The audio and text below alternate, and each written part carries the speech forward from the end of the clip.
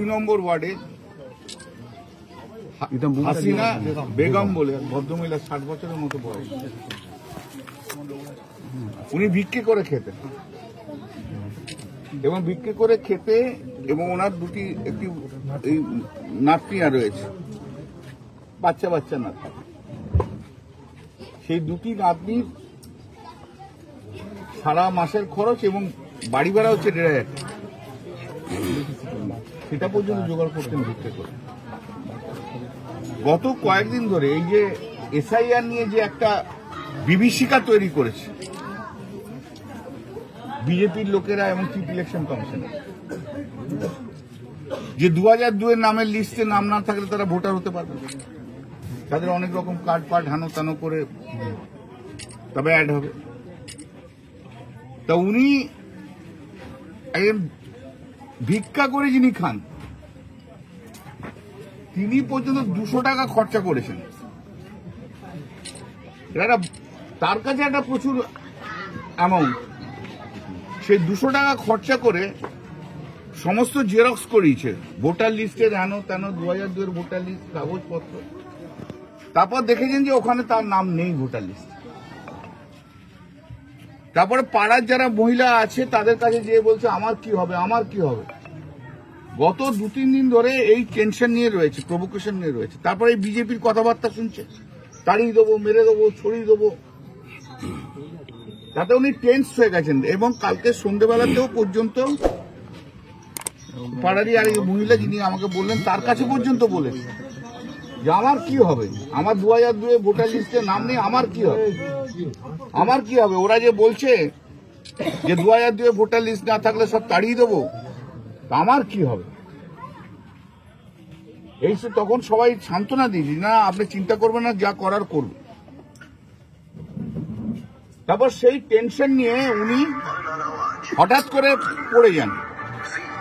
করে পড়ে যান এবং পড়ে সেন্সলেস হয়ে যান।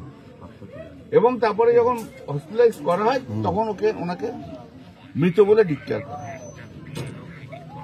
এই যে এসআইআর নিয়ে যে টেনশনটা তৈরি করেছে চিফ ইলেকশন কমিশনার এবং বিজেপির নেতারা, পশ্চিমবাংলায় প্রায় 7-8 জন এরকম ভাবে মারা গেল, কিন্তু কেউ আত্মহত্যা করলো, কেউ টেনশনে মারা যাচ্ছে। 2002 এর ভোটার লিস্টের ভিত্তি করে যে জ্ঞানেশ কুমার আজকে বড় বড় কথা বলছেন, বলছে ঐতিহাসিক একটা কাজ আমি করব। হ্যাঁ, আপনি ঐতিহাসিক কাজ করে দিয়েছেন। আপনি এমন একটা ঐতিহাসিক কাজ করেছেন যে পশ্চিমবাংলার 8 জন মানুষ ইতিমধ্যে মারা গেল আপনার ঐতিহাসিক কাজের জন্য। জ্ঞানেশ কুমার আজকে বলেছে তার হিস্টোরিক্যাল অ্যাচিভমেন্ট ভারতবর্ষে কখনো কোনো চিফ ইলেকশন কমিশনের সময় হয়নি। এই চিফ ইলেকশন কমিশনের সময় আজ সবে 3 তারিখ, এখনো কাল থেকে শুরু হবে, তার মধ্যে 8 জন লোক পশ্চিমবাংলায় মারা গেল। উনি ঐতিহাসিক কাজ করে দেখিয়ে দিচ্ছেন, গণতন্ত্র শেষ করে দিলেন। ভারতবর্ষের নাগরিকত্বের ডেফিনেশন, ভারতবর্ষের ভোটার কারা হবে তার সব ডেফিনেশন উনি চেঞ্জ করে দিলেন। উনি ঐতিহাসিক কাজ করেছেন। কার ইনস্টেন্সে করেছেন? ভারতীয় জনতা পার্টি। ওই অমিত শাহ রয়েছে, খুনি অমিত শাহ, যা রক্ত না দেখলে যিনি অমিত শাহ থাকতে পারেন না। অমিত শাহ খুশি হচ্ছে, রক্ত পড়ছে, রক্ত ডেড বডি হচ্ছে, আর অমিত শাহ নাচছে, অমিত শাহ নাচছে। উনি গুজরাটেও এই কাজ করেছেন, আজ পশ্চিমবাংলাতেও এই কাজ করছে। ওনার মৃতদেহ চাই, অমিত শাহ আর বিজেপির লোকেদের মৃতদেহ চাই।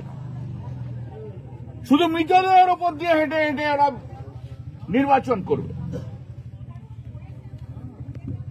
আর এখানে সব ওই বাংলা খেকো ষাঁড়টা আছে, বাংলা খেকো ষাঁড়,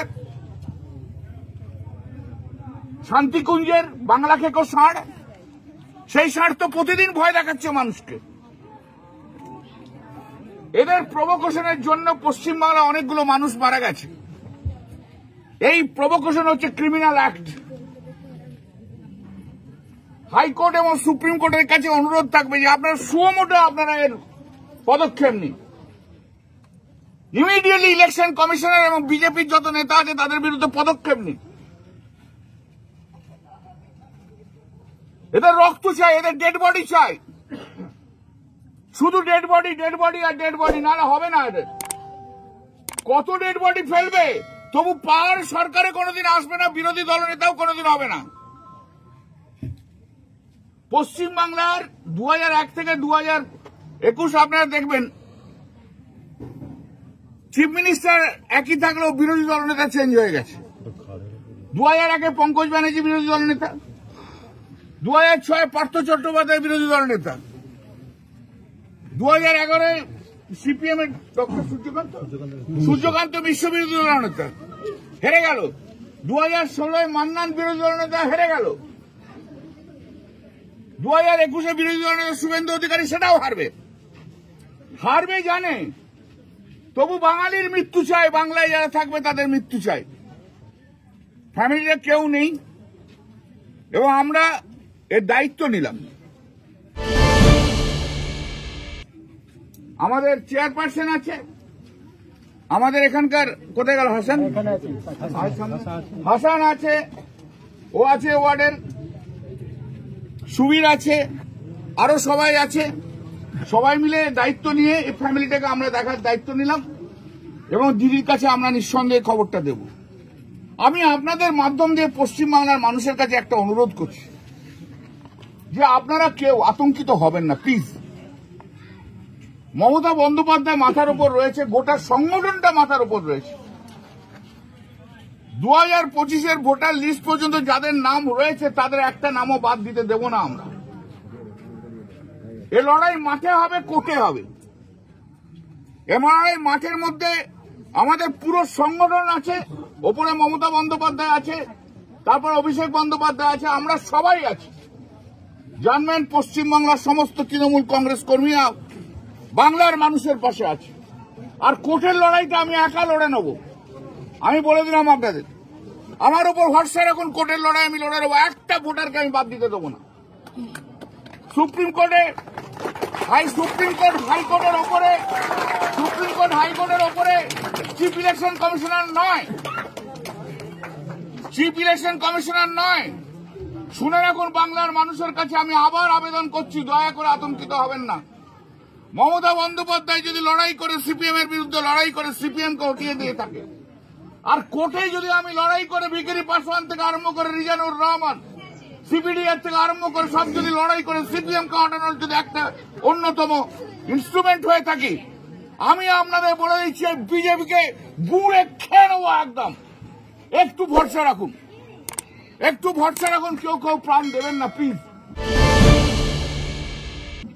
আপনারা আমাদের কাছে পশ্চিমবাংলার প্রতিটি প্রাণ আমাদের কাছে অত্যন্ত দামি, valuable asset to our state of West Bengal. আমি অনুরোধ করছি, কেউ এতটুকু পরিচিত হবেন না, এরা কেউ নয়। এসব বাংলা খেকো ষাঁড়গুলো, কেউটা অসুর মার্কা একটা রয়েছে সুকান্ত, দিলীপ ঘোষ কোথা থেকে মাঠে থেকে এসে মাথায় দেয় না কিন্তু কোথায়, যার পলিটিক্যাল ক্যারিয়ার শেষ হয়ে গেছে। এদের কথায় কেউ ভয় খাবে না, এরা নস্যি। এরা মানুষের কাছে, পাবলিকের কাছে গেলে পাবলিক জানাবে এদের, আপনাদের চিন্তা করতে হবে না। You see, this is a very unfortunate incident has been occurred at Dankuni, at ward number 20. The lady Hasina Begum, aged about 60 years, she was under the tension for last 3 or 4 days. She maintains her livelihood by begging from everyone. She is having 2 granddaughters. She, because of the provocation of the Bharatiya Janata Party and the Chief Election Commissioner, that whose names should not be there in 2002 list, they will not be included.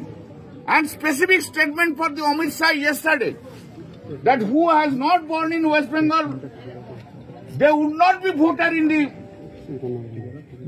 coming voter list. She was under fear. She was under tension. She was telling everyone what would be happen to her.